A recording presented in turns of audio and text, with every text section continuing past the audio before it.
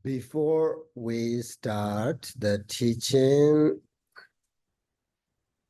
we should relax all our intention and thoughts and open up and feel the nature of the body and mind. As a Buddhist practitioner, our body and mind need to be in one place and resting together, and let go of any tightness or tensions, and don't focus too tightly, too loosely, just to stay with the relaxation. If you push too hard, the mind can become agitated, right? And then you will find yourself out of the meditation. And if you're too loose, the mind also can become not focused, and you will lose your concentration, and then you're out of the meditation, right? So we need lots of methods and skillful means and wisdom, balance, and all that. Most of us, we have childlike concentration. It is the beginner's level. We are just to learn to focus our attention, but we can develop our mind peacefulness through the practice of concentration, mindfulness.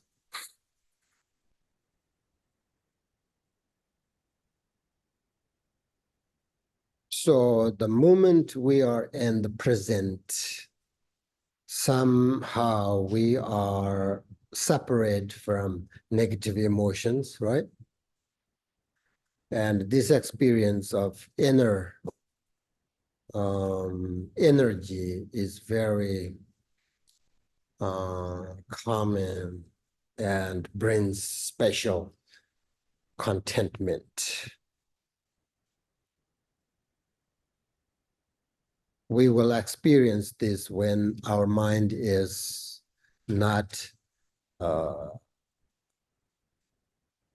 disturbed.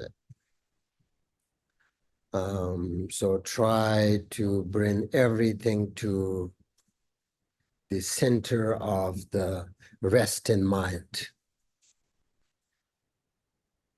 And then feel the awareness and relax just right there. We have this very strong habit. It's really hard to keep our mind in the present.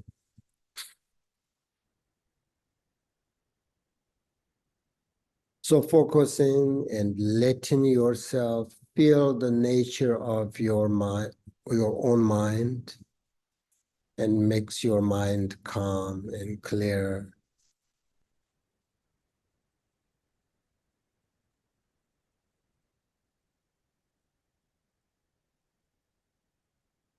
When a calm and clarity arise in your mind with this deeper level of insight, which is awareness that is free from thoughts. So being in that kind of mind, your meditation becomes very natural. So important to how to do these things. This is the technique, like method. It is not about meditating on something, but it's about how to relax the mind.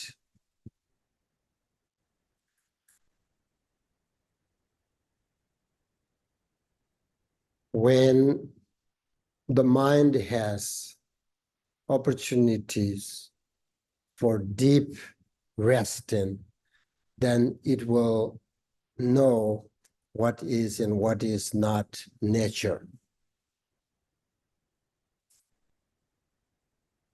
That's why meditation is natural to the great meditators.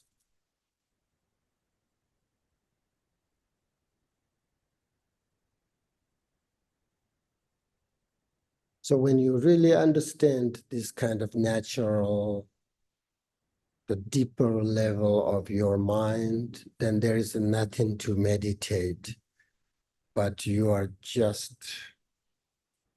the center of this inner natural of your awareness.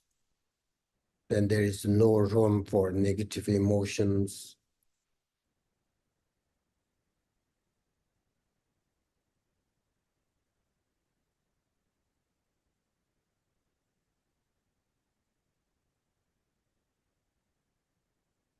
So that's why the meditators, the good meditators, are always kind of calm. But then when you ask them, like, what are you meditating? It's nothing, just to be in present, that's all.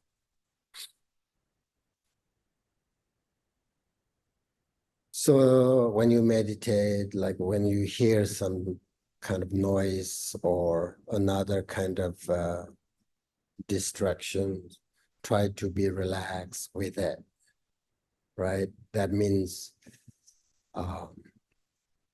just don't pick up on it, just to relax.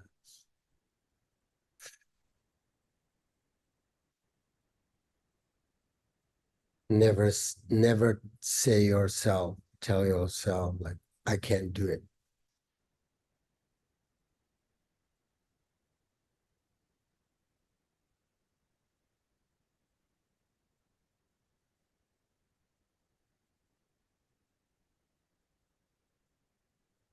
So if you're able to do that, then the whole environment becomes part of your meditation. Then it doesn't matter how much distractions around you. It's just everything is natural.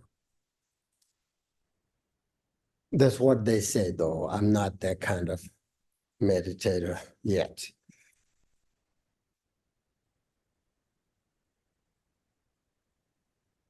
And then just if we allow ourselves to experience without judgment, then we will recognize everything as the nature of meditation.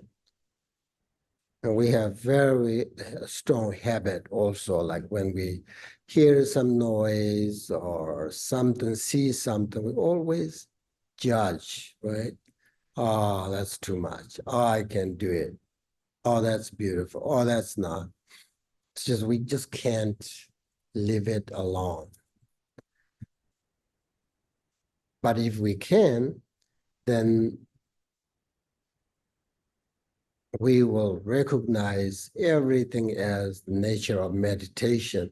I mean, wonderful. Whatever we see, feel, or experience, just to be try to relax without judgment.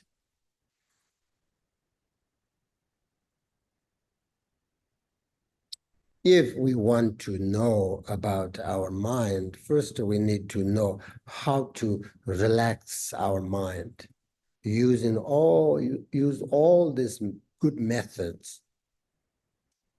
And because if you want to practice bodhicitta, first you have to understand the benefit of bodhicitta, right? It's kind of similar. If we want to understand the nature of our mind, first, what we need is we need to know how to relax our mind. So each individual, like we have a different mind, right? Personality. So my method's probably really good for my mind, but maybe it's not necessarily good for you. So you have to find, that's why you receive lots of different teachings. So then you can just try everything. And once you find something, then you stay with it. And then your mind is strange.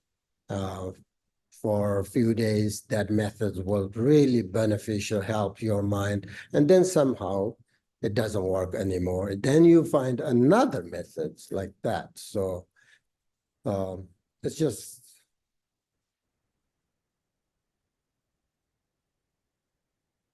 lots of work.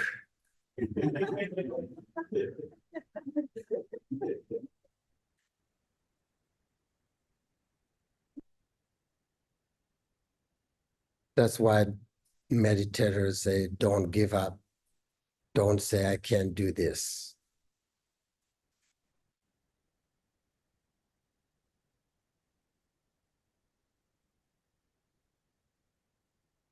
My teachers always say that let yourself mentally less busy.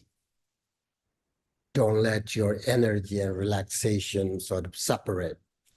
Rest in the present and look at your mind for just a minute. And then once your mind relaxed, then you can build like different kinds of these qualities, like generate a kind heart, bodhicitta, all that. So first, what we need, and when you practice bodhicitta, try to relax your mind. And then once you're good, calm, relaxed, then you start to think about bodhicitta. Use these three important instructions, right? One is adisha, how to practice bodhicitta. The other one is Paltrul Rinpoche's instructions, how to practice bodhicitta. And then the very powerful, profound instruction by Shantideva. He talks about that in 5th chapter, how to practice bodhicitta. Those three are very important to understand if you want to practice bodhicitta.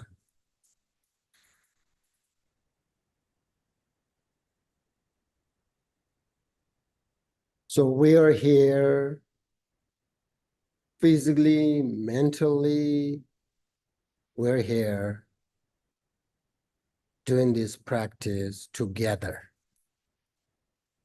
So we're very fortunate to have this perfect human life in which we have the opportunity to practice bodhicitta, benefit in ourselves and other beings.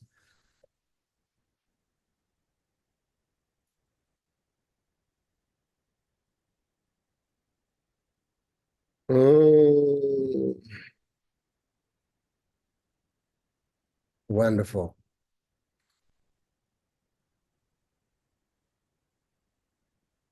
Once we removed, what do you call it, eliminate the selfishness, then we are no longer an ordinary person.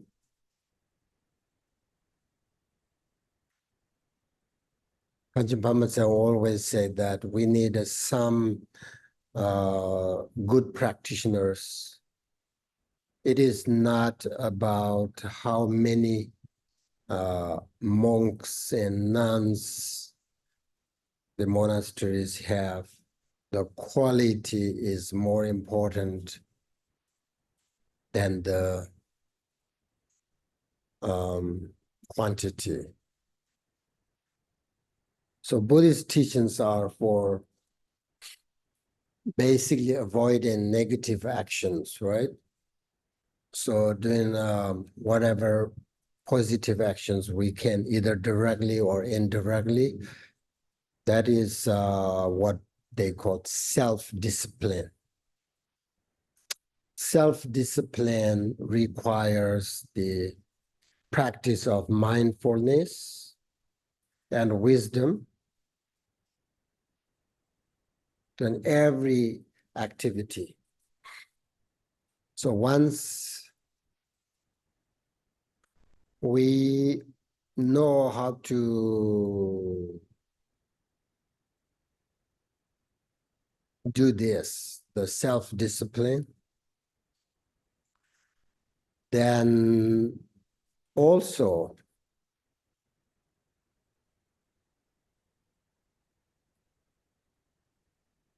we have a really great foundation.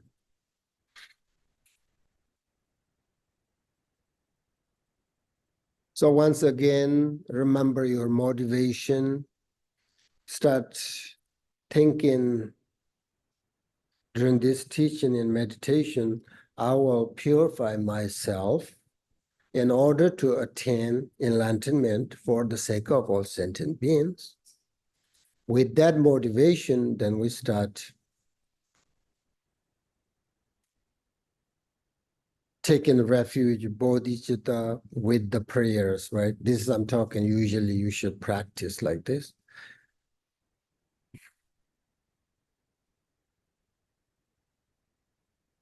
So then you see, you might also think, why do we offer these things to Buddhas, Bodhisattvas? As I said, making offerings to them increase our own faith, wisdom, and motivation to practice generosity. So please don't make offering if you don't have faith in Buddha, Bodhisattva. It doesn't make sense. Don't just follow, oh, this their culture, you know.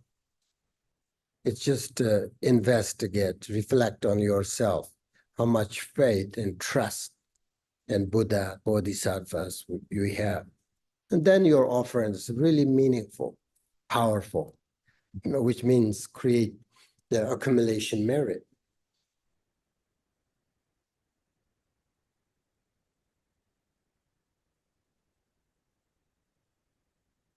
So offering basically means practice of generosity.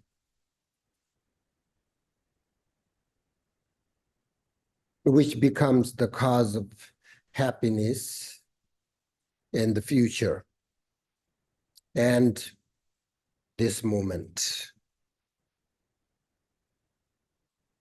As I mentioned this before, a group meditation is one of the best offering practice of generosity.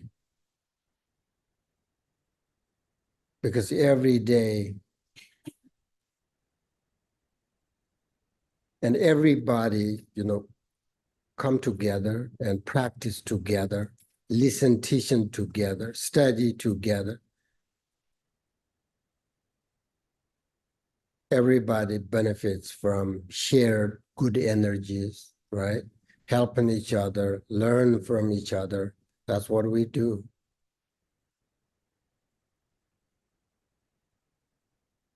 So the thing is, harmonious Sangha together, practice, meditate together, that's the best offering.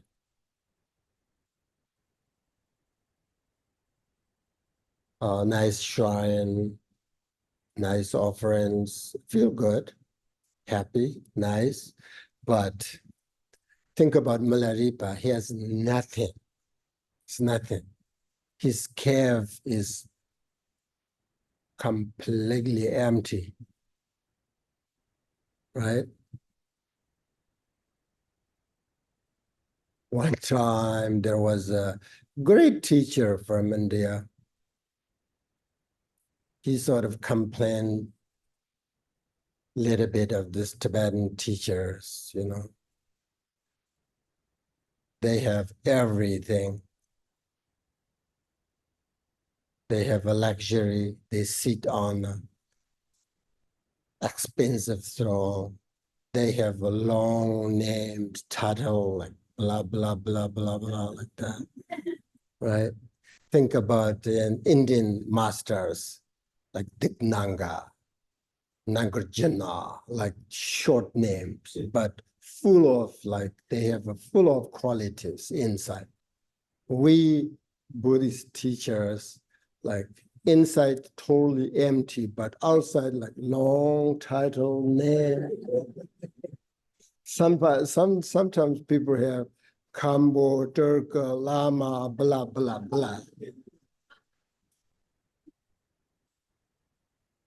But then inside, there's nothing, empty, right? If you have everything that makes you great teacher, then Milarepa is the worst teacher. He has nothing.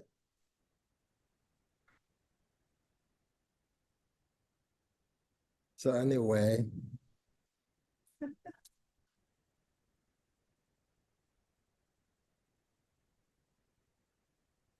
so one way thing like meditation and study, this is really complicated, very difficult. But then on the other hand, like it's very simple. It's very, if we know how to relax our mind, then it's very simple.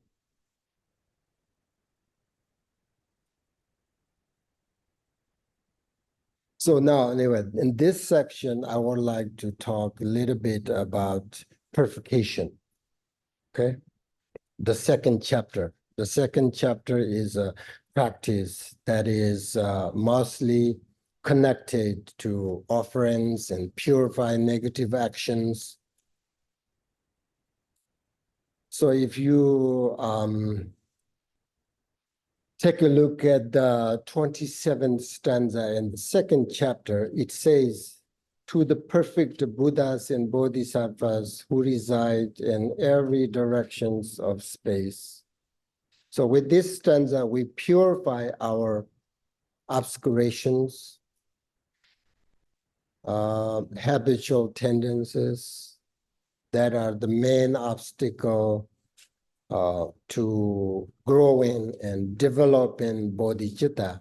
Paltrul Rinpoche said that there is nothing good about negative actions, negative karmas, but only good thing is that they can be purified, they can be changed, right? So he said they can be changed, they can be purified. How do we purify? How do I purify and change? And how do we practice purification? For our bodhicitta practice, it makes sense if we use Shantaneva's Guru Yoga for purification, because of he is the main teacher in this lineage. So we have to do this important purification practice together as a sangha. Everybody needs to purify their negative karma, attitude. We always, not always, but we very often, you know, make mistakes. So it is extremely necessary even for people who don't believe in rebirth and future life.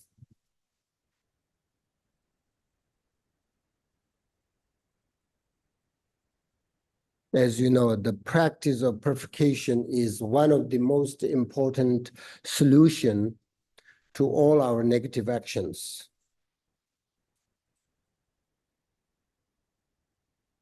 But before we start practice meditation, Shantandewa, this evening, it is important to have a general understanding of what it is.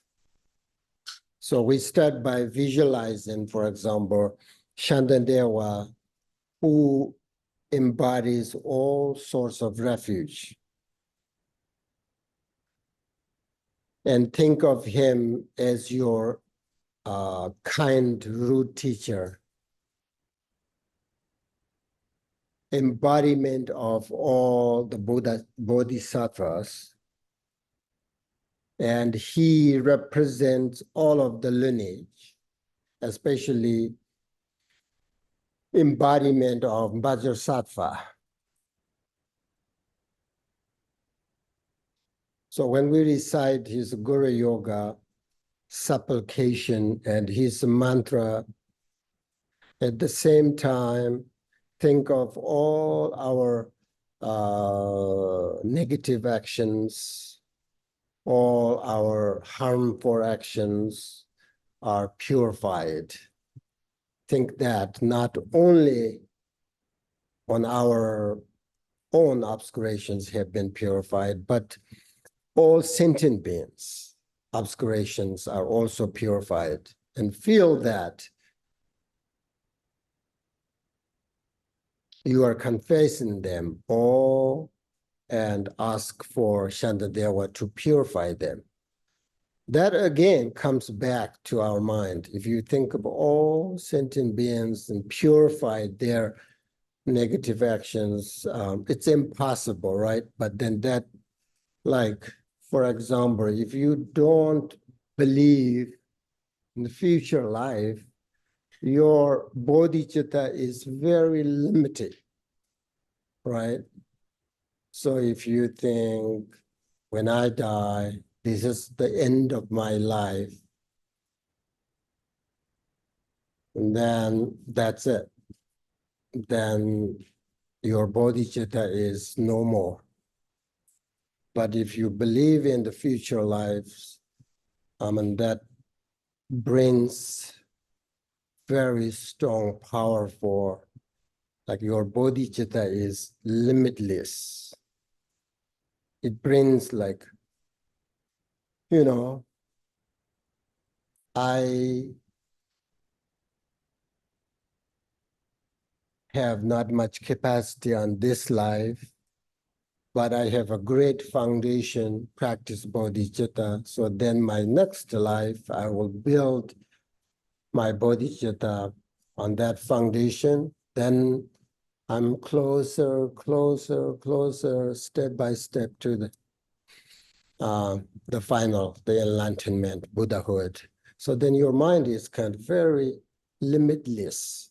But if you only focus on this life, like, okay, no future, then your mind, your bodhicitta, everything is kind of very, what do you call it? Limited, right? Thing, like short. So if you think all this, like, bigger picture, like all sentient beings purified their harmful actions and negative, that it just helps your mind is, like, bigger and kind of the way you can think, limitlessly. And that there is no room for selfishness.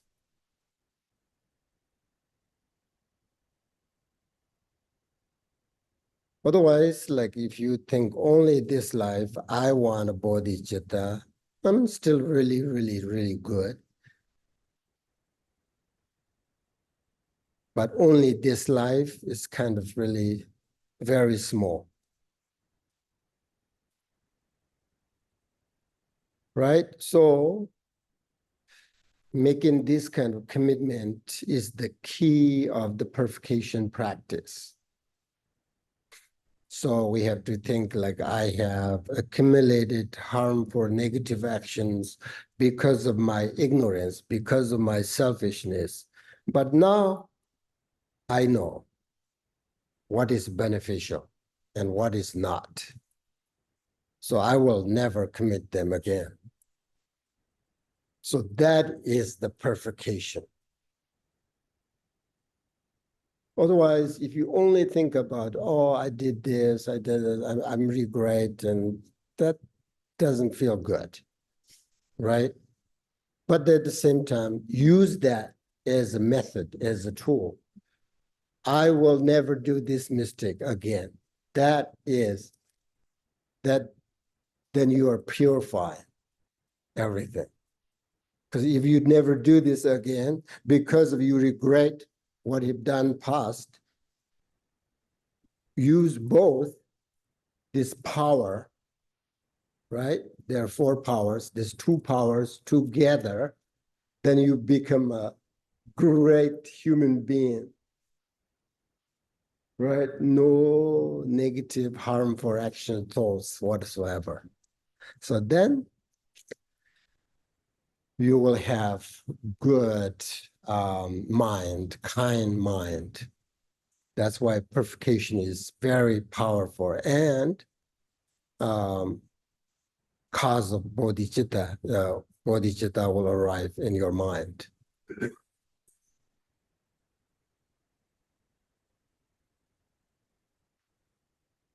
So with that kind of visualization or whatever you call commitment or preparation or whatever, then you practice Shantadeva's Guru Yoga as a purification prayer. And then you recite his supplication and mantra as much as you want. And then at the end, he dissolves into you, purifies all the negativities. That means at that moment you make this commitment, I will never do this again with my capacity.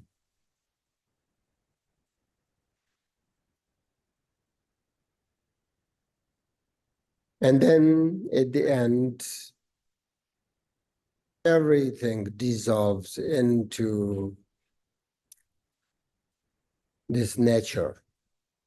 Rest and meditate. Meditate right there. And then you are no longer exist. Everything become nature.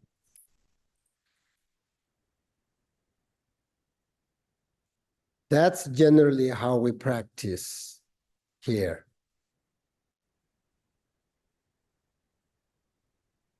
So when we say purify the in Tibetan obscurations, it refers to the 4 kinds of obscurations.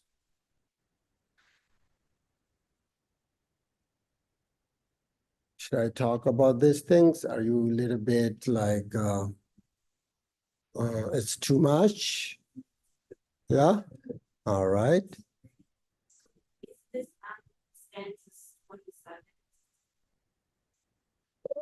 No, I'm talking about Shantadeva's Guru Yoga. If you want in the future practice Shantadeva Guru Yoga as a purification practice, because usually when you practice purification practice, use Bodhisattva, 100-syllable mantra, right?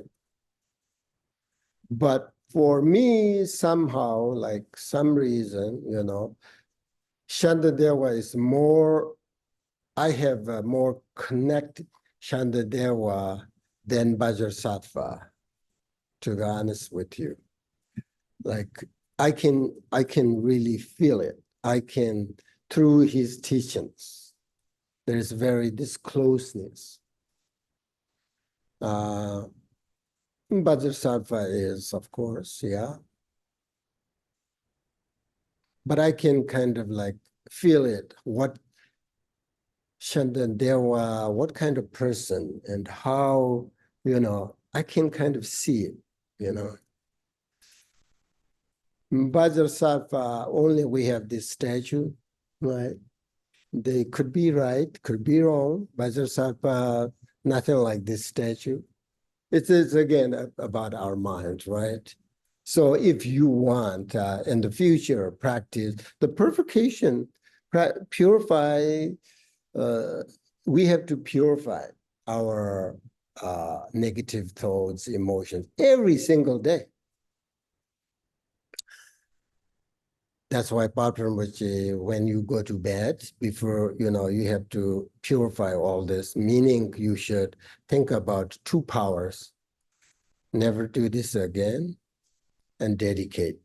So if you want to practice Guru Yoga, the Shantandeva's Guru Yoga, this is how you do it. That's what I'm talking here. So purify what? Obscurations, right? So Buddhists, especially like this philosophy, when you talk about obscurations, there are four kinds of obscurations. So the karmic obscurations, one, the obscurations of negative emotions, okay, then conceptual obscurations, and then there is obscuration of habitual tendencies. So the karmic obscuration means the naturally negative actions, such as killing, stealing, so on and so forth, right? That's karmic obscurations, the 10 negative.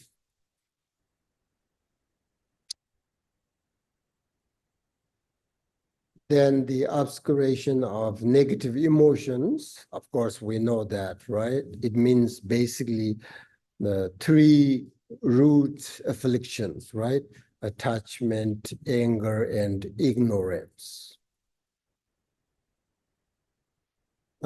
That's easy. Then the conceptual obscuration means the belief that all phenomena truly exist, or all these things are permanent forever, or there is no such thing as a karma without good reason. Don't believe karma. These are conceptual obscurations, what they call it. And then, of course, the obscuration of habitual tendencies. It means very subtle form of conceptual sort of obscuration. So that is in general how we explain obscurations. And in order to purify these obscurations, we must rely on four powers. So four powers is as Shantandewa says, what is to be purified? You remember that? The 6 doors of negative action. And I will explain them later when we talk about the power of regret. And then Shantandewa said, what does the purify? The antidotes, the 4 powers. During the practice, we use these powers as an antidote to our negative actions. What does purify? Now, how do they purify? Remember with the 3 sperm method. The 3 sperm methods give rise to bodhicitta as a skillful means to make sure that the action becomes source of good for future. And then in the middle, avoid getting involved in any distractions so that the merit cannot be destroyed by circumstances. And then at the end, dedicating the merit. So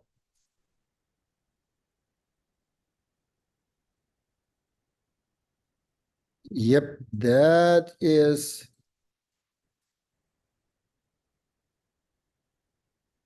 Maybe we don't have time for the four powers. Probably you understand the four powers, right? When you practice purification, understand the four powers are very important.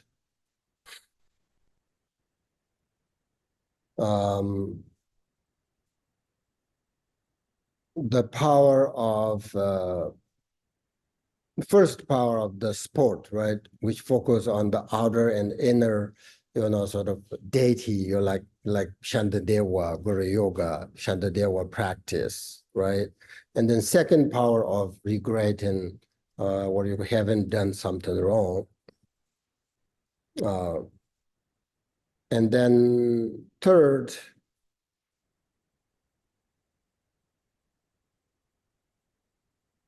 second power, regret something wrong. And then the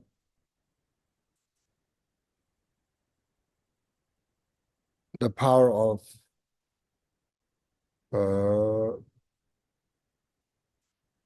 what is the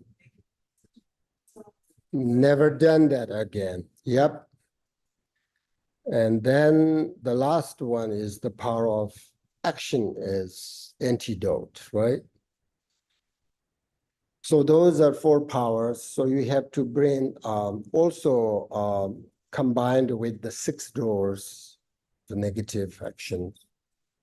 Think about when you regret and never done again, never do again. So that's how we practice the purifications.